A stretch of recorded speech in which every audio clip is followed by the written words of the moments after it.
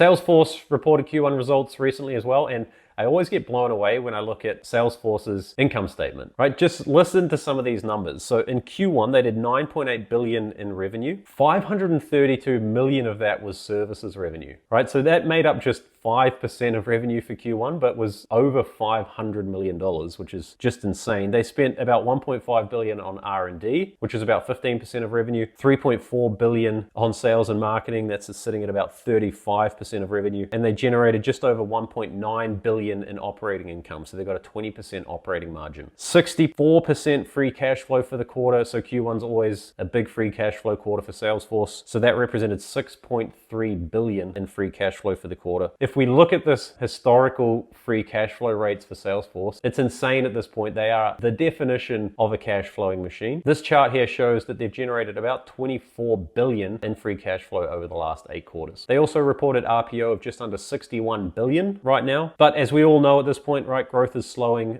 8% ARR growth year over year. That's down from 12% a year ago. So that represented just over 2.8 billion in net new ARR for the year. And they spent 13 billion on sales and marketing over the last 4 quarters to generate that growth. So that gives them CAC payback over the last 12 months of 67 months, magic number of 0.22. But Salesforce is a company at a bit of an inflection point, right? Their focus now is on their Agentforce product and this rollout. The acquisition of Informatica is going to play a large part in that. I touched on that in last week's episode, so you can check that out if you haven't seen that yet. We got a quick update on Salesforce's Agentforce rollout in these Q1 earnings. So they reported that they've done 8,000 Agentforce deals now, of which about half of those are paid. That's up from a reported 5,000 deals from Q4 of last year, where they had 3,000 of those paid. So this is going to be really fun to watch over the next few quarters as this, kind of agent platform battle develops in the market. Salesforce really seems to be going all in on this, and it'll be interesting to see if this can help them to continue their growth and their cash flow generation over the next couple of years. At the time of recording this, Salesforce had a market cap of about 253 billion. That's about 7 times first quarter ARR.